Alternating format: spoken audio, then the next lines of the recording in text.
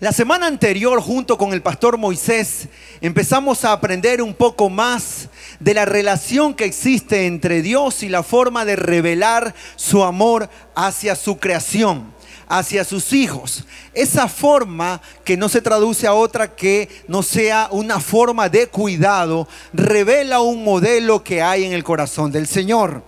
Es un amor que se revela en distintas maneras: provisión, protección, pero evidentemente es un amor de cuidado. Podemos tener confianza en Él, que a pesar de nuestras circunstancias, a pesar de nuestros propios errores, Dios cumple sus promesas en cada uno de nosotros. Dice la Escritura que Dios muestra su amor hacia con nosotros en que, aunque éramos pecadores, Cristo murió por nosotros. Hay algo especial en ese modelo de amor del cual vamos a hablar durante las siguientes semanas. Es un modelo especial. Con ese amor, como nos enseñó el pastor Moisés, Dios nos gana para sí. Pero no nos gana con un afán egoísta. Nos gana con la intención de que nosotros podamos sentirnos seguros en Él y hacer lo que Él nos está pidiendo. El primer paso de ese modelo es precisamente ese ganar. Y usted que trabaja en la visión de casa sabe que es así. Buscamos esa protección de Dios. Él nos gana y nosotros buscamos replicar lo mismo. Es un modelo de amor que necesitamos demostrar a los demás. No podemos guardarlo. Necesitamos extenderlo a todo aquel que lo necesite. Eso es dar la vida por los demás, como se titula este mensaje. La vida por los demás es la intención del corazón de Dios. Así como Él nos ha ganado, hoy el modelo nos va a dejar saber que es importante ir y mostrarse a otros en ese modelo. Es una forma de consolidar lo que Dios ha hecho en nosotros y que la semilla de la palabra de Dios no quede suelta solamente por allí, sino que usted y yo tengamos cuidado de esa semilla y hagamos que crezca y que se fructifique en cada corazón que la reciba en Guayaquil. Lo primero que debemos saber es que para replicar el modelo de amor que viene del cielo, debemos conectarnos con el anhelo de Dios. Lo primero que tenemos que hacer es conectarnos con el anhelo de Dios. Y la Escritura lo deja muy claro. Vamos a la Biblia, sígame por favor a primera carta de Pablo a Timoteo. Primera carta de Pablo a Timoteo, el capítulo número 2. El versículo 3 en adelante quisiera leer con ustedes en esta tarde. Timoteo, primera de Timoteo capítulo 2, versículo 3 en adelante. Hablando de la importancia de orar por los demás, Pablo escribe esto: porque esto es bueno y agradable delante de Dios nuestro Salvador, el cual quiere que todos los hombres sean salvos y vengan al conocimiento de la verdad, porque hay un solo Dios y un solo mediador entre Dios y los hombres, y este se llama Jesucristo. Dice el versículo 4, manténgalo allí en la pantalla: el cual quiere, ¿quién quiere? Dios, que algunos hombres, que todos los hombres sean salvos. ¿Sabe de qué está hablando este querer? Está hablando de un deseo íntimo, profundo de Dios. El anhelo del corazón de Dios es algo profundo e íntimo que necesita despertarse en todos nosotros. No se trata de una situación superficial, como el ánimo de algunos de los que están acá, que a la primera que tienen un problema dejan botado todo. A la primera que ocurrió algo, se marchitó y se fue. Otra versión de la Escritura revela lo siguiente en el versículo 5. Dice la nueva versión, la nueva traducción dice: pues hay un Dios y un mediador que puede reconciliar a la humanidad con Dios, y es el hombre Cristo Jesús. Él dio su vida para comprarles la libertad a algunos, a todos. La libertad ya fue comprada a través de la sangre de Cristo derramada en la cruz. Por lo tanto, el anhelo del corazón de Dios no debería ser algo desconocido para nosotros. El anhelo del corazón de Dios es que toda la gente conozca las buenas nuevas de salvación, que tienen solamente un indicativo: el niño que celebramos en diciembre, que nació como pobre, que creció en obediencia al Padre, pero que un día murió en la cruz pagando el precio del pecado y de los errores de todos los que estamos aquí y de todo el mundo. Se trata del anhelo de Dios, que todos se reconcilien con Él. Yo le pregunto, ¿cuántos saben que Dios está atento a nuestro clamor? ¿Cuántos saben que Dios conoce nuestros sueños y anhelos? ¿Y cuántos saben que Dios cumple muchos de esos sueños y anhelos? Entonces, ¿por qué te cuesta tanto esforzarte en cumplir el anhelo de Dios? ¿No debería ser esta una relación de doble vía?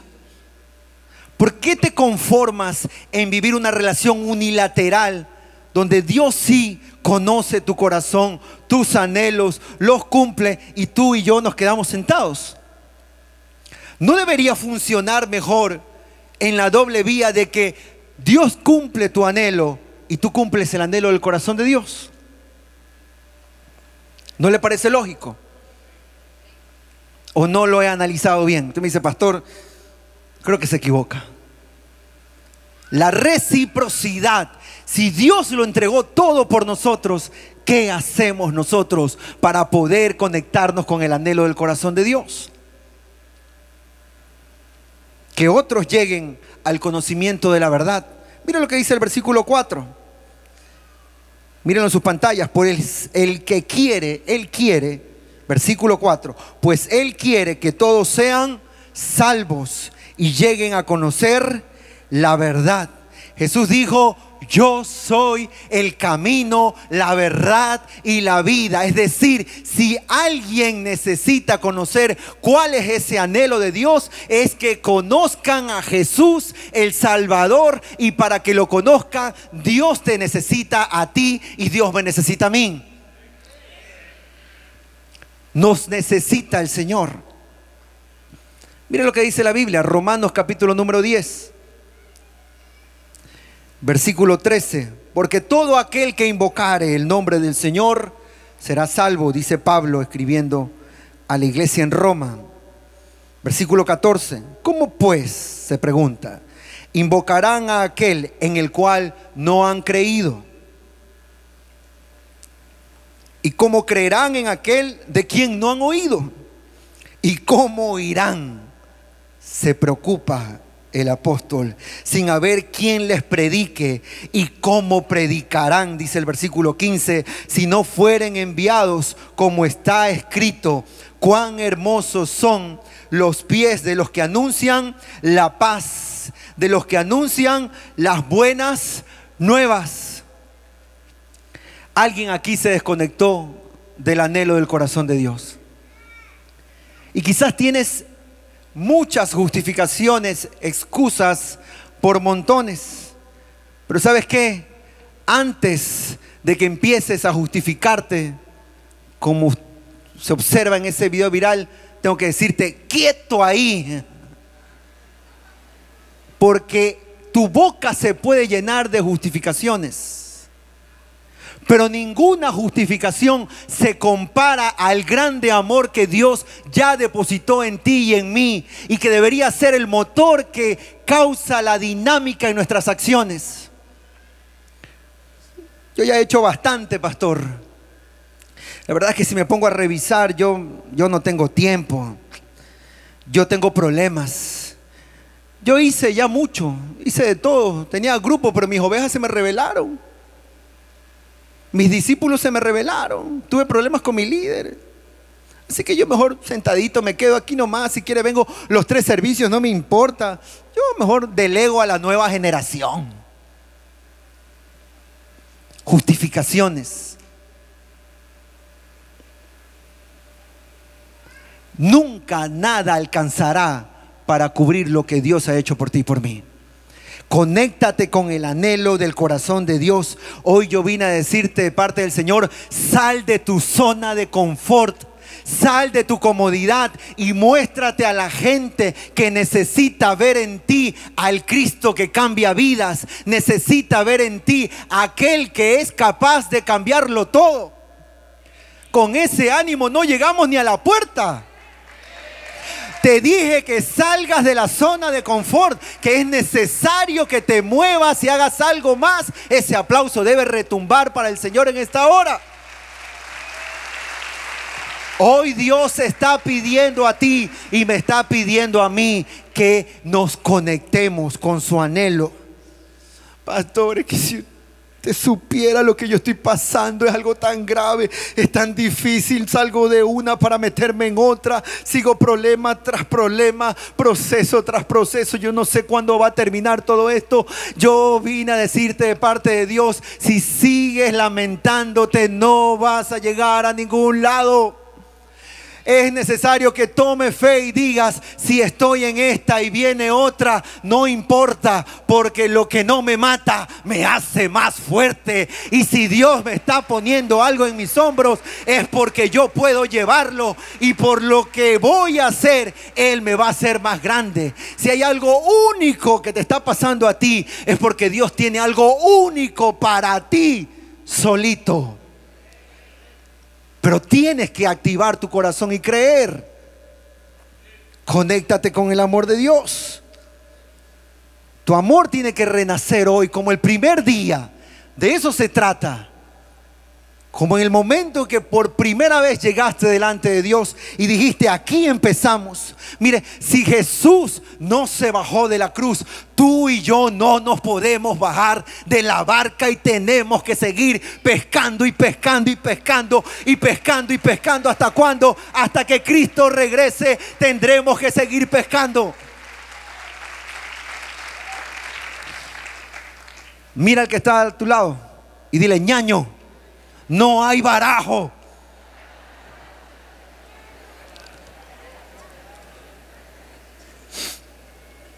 Quiero decirles hoy que es tiempo de ser, como segundo punto de este mensaje, sensibles a la necesidad de los demás, como nunca antes. No se trata solo de conectarte con el anhelo de Dios, se trata de ser sensibles a la necesidad de los demás. Evangelio según San Mateo, capítulo número 9. Venga conmigo al versículo 35.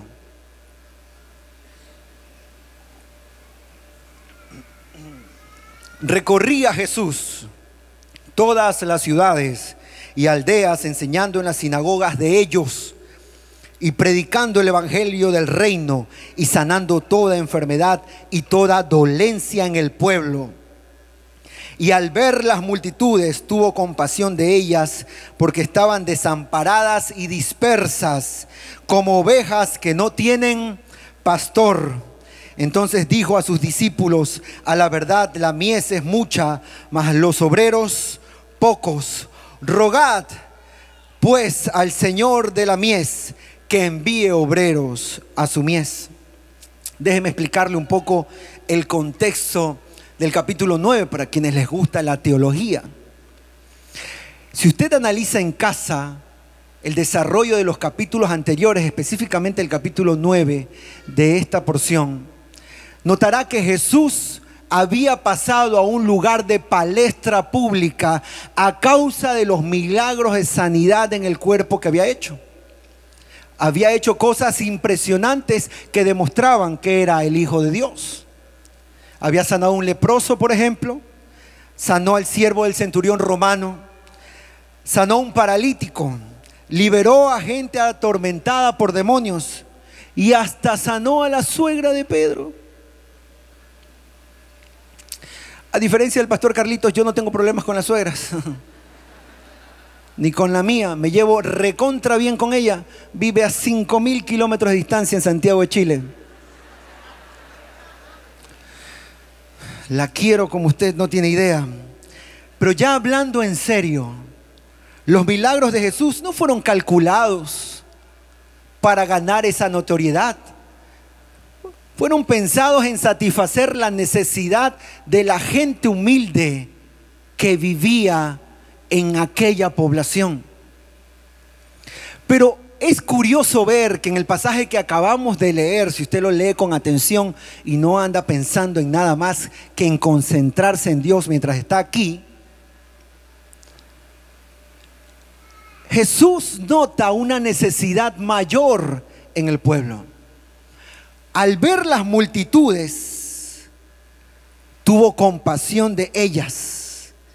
¿Sabe qué es curioso? Entender que Jesús priorizó la necesidad espiritual antes que la física. Y se dio cuenta que solo no iba a poder hacer el trabajo.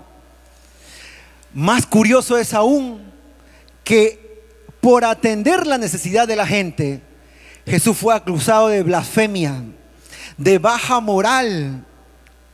Hasta fue acusado de estar ligado con el diablo, como algunos de ustedes conocerán. Cuando le dicen a alguien, hermanito diablo, anda hasta ahí en el mundo y con Dios, en el mundo y con Dios, en el mundo y con Dios. No se preocupe, usted siga haciendo la obra. Ninguno de los que está acá es perfecto. Hacemos la obra y encontramos en el camino la oportunidad de ser cambiados para con el Señor. No se detenga, Jesús no se detuvo. Jesús no se paró a decir, ay, qué cosas terribles están diciendo de mí, ¿cómo puedo hacer? ¿Cómo puedo que paren, Padre? Simplemente los ignoró. Y nos enseñó que era necesario recorrer, abrir los ojos y aprovechar la oportunidad de ver la necesidad de los demás. Sal de tu kilómetro cuadrado, porque allí quizás no ves la necesidad del resto. Anda, recorre, pastor, yo ni las noticias veo, por eso estás así. Porque ni siquiera logras sintonizarte con la necesidad que acontece en el mundo. Y crees que todos pueden estar viviendo tu mismo problema cuando hay gente que está en peores circunstancias. Y tú que te desanimas por cualquier cosa, y allá hay gente que está luchando sin agua, sin servicios básicos, luchando contra enfermedades terminales. Pero en tu kilómetro cuadrado, tu metro cuadrado, nunca te vas a dar cuenta de nada. Y nunca vas a saber cuál es la necesidad de la gente. ¿Sabe? La palabra que Jesús utiliza aquí para decir, cuando el evangelista relata, tuvo compasión, es una palabra que según los teólogos es la más fuerte para tener una especie de sinónimo de lástima. Es más, Charles Spurgeon dice que el evangelista tuvo que crear una nueva palabra para tratar de explicar lo que Jesús sintió en ese momento. Una compasión profunda que le obligó a decir, pidan a Dios que envíe obreros. Si hoy Dios te reclutara como obrero, ¿estarías dispuesto, y no me contestes, a dejarlo todo por Él? Ya no podemos ser indiferentes, porque hoy la palabra nos pone el dedo en la llaga. ¿Cómo responder a Dios, pastor? El tercer punto de este mensaje revela el mejor regalo que podemos dar. Y el mejor regalo que tú y Dios podemos dar a Dios y a los demás es nuestra propia vida. Mira lo que dice Mateo capítulo 18, desde el verso 11 en adelante. Le voy a pedir que lo siga en la pantalla conmigo. Porque el Hijo del Hombre ha venido para salvar lo que se había perdido. ¿Qué os parece?, se pregunta Jesús. Si un hombre tiene 100 ovejas y se descarría una de ellas, ¿No deja las 99 y va por los montes a buscar la que se había descarriado? Y si acontece que la encuentra, de cierto os digo que se regocija más por aquella que por las 99 que no se descarriaron. Así no es la voluntad de vuestro Padre que está en los cielos, que se pierda uno de estos pequeños. Esta historia nos demuestra el valor que Dios pone en la gente. Hoy Jesús nos exhorta a tener el mismo cuidado, a dar nuestro tiempo, nuestra vida, nuestros recursos por aquellos que tienen necesidad. Al ser este un amor único, al ser este un amor especial, ¿qué tipo de amor debemos regresar a Dios?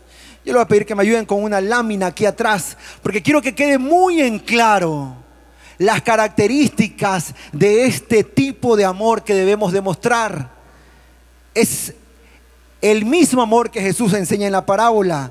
¿Por cuántas ovejas fue Jesús? ¿Por cuántas ovejas fue Jesús?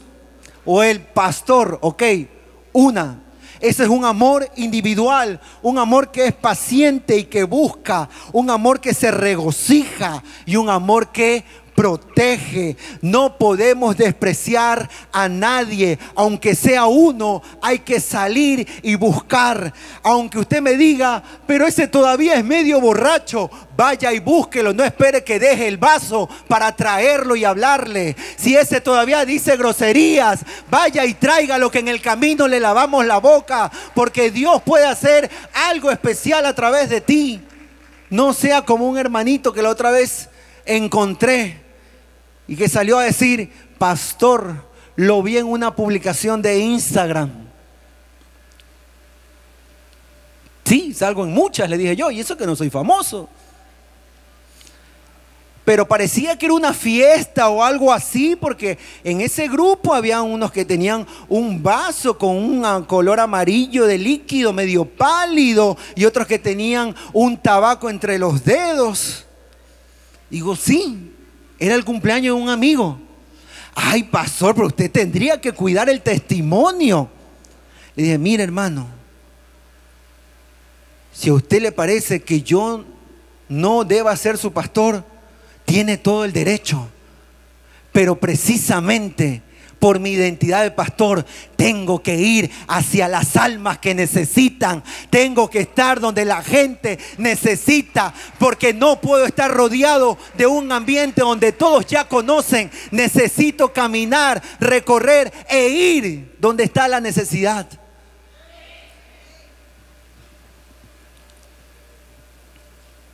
Ahora, si usted es débil en la fe y anda ahí medio tubo abajo, no vaya a ese grupo, porque en ese grupo mínimo hay una grilla. No vaya solo, vaya acompañado. Y haga lo que tiene que hacer, pero diga, no, es que yo no sé, yo recién estoy cuidando mi salvación. ¿Qué cuidando tu salvación ni qué nada? Si lo que Dios ha hecho en ti, ya lo hizo. Entonces muévete a hacer algo por los demás, porque eso es lo que está esperando el Señor.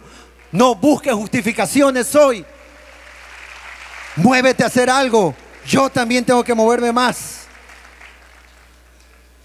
Al encontrar la oveja perdida, ¿qué hizo Jesús? No dijo, el pastor de la parábola, ay, qué cansado estoy. Esto de trabajar en la visión es cosa seria. Otro encuentro y los eventos. Tengo que descansar, ¿sabes qué? Hagamos grupo hasta hoy, nos reencontramos en abril, después que termine la temporada.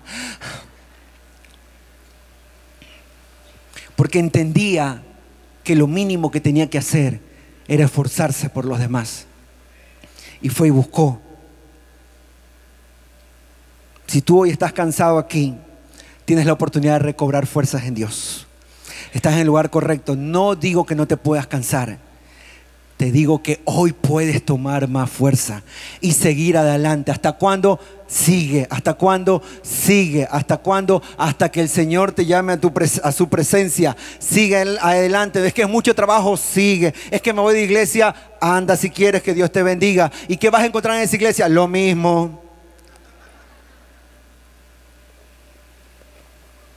necesitas conectarte. En un mundo donde muchos no hacen nada, es tiempo de que tú y yo hagamos algo.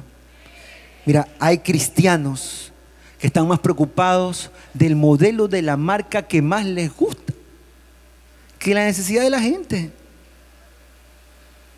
¿A qué jugamos? ¿A qué tipo de evangelio te estás arrimando? Donde está el Señor debe existir la conexión y el anhelo claro de su propósito para ti y para mí. Hay muchos que están acá y que tienen la bendición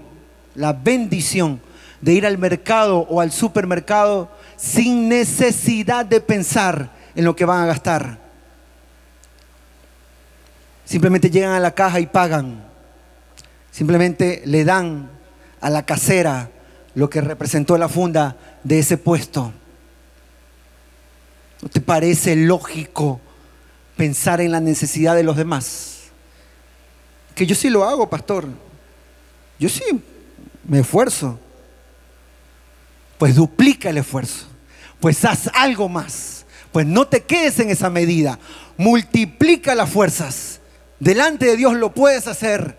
Me parece mucho. Nada es comparable al amor de Dios derramado en ti. No ores simplemente, haz algo. La iglesia no puede ser un club social para entretenernos y pasarla bien.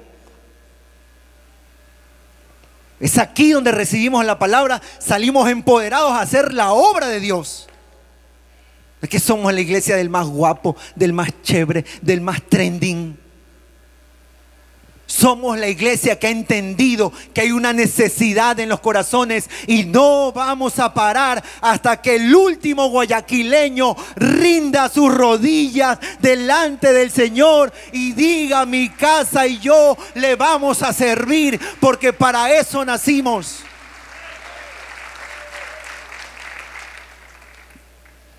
Vamos terminando porque el tiempo se nos vino encima. Para hacer todo esto necesitas cumplir una condición especial. La condición especial que necesitas cumplir es estar bien agarrado en la obra de Dios. Dice Lucas 9:62 en la versión del lenguaje actual. Jesús le dijo: no se puede permanecer o pertenecer al reino de Dios y hacer lo mismo que hace un mal campesino. Al que se pone a arar el terreno y vuelve la vista atrás, los surcos le salen torcidos. ¿De qué está hablando Jesús? Le pedí a la producción de este servicio que nos ayude con un video para entender un poco más de qué se trata. El arar requiere concentración en el punto clave, que es precisamente el arado. La herramienta que te permite a ti, o que le permite al campesino, poder generar los surcos que benefician su siembra y su cosecha. En el momento en que el campesino pierde esa intención y ese punto fijo sobre el arado, los bueyes se le descontrolan y eso termina siendo un relajo. Hoy Jesús está hablando a ti directamente. Necesitas pararte firme en el arado y dejar de andar coqueteando con el pasado. Es que ¿qué tal si hacemos lo de acá? Que si volvemos donde fulano y que si nos pegamos una escapadita. Firme tu mirada en el arado. Cuidado y el surco te sale mal. Agárrate bien y no sueltes el arado. Eso significa seguir a Cristo. Y si no estás de acuerdo, qué lástima, pero no hay otra significación. Tu pasión, tus dones, tus talentos, tus fuerzas, tus recursos, solo están hoy aquí para entender que es lo mínimo que puedes poner delante de Dios en respuesta a ese grande amor. Yo tengo 2 hijos. Matías de 5 años y Alma de 3. Matías se llama así porque su nombre significa regalo de Dios. Alma significa aquella que da vida. Y realmente esa chiquita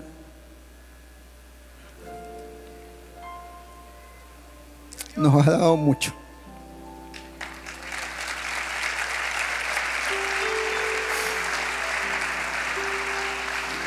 Dios, desde que soy padre, me habla muchísimo a través de mis hijos. Seguramente a usted le pasa lo mismo.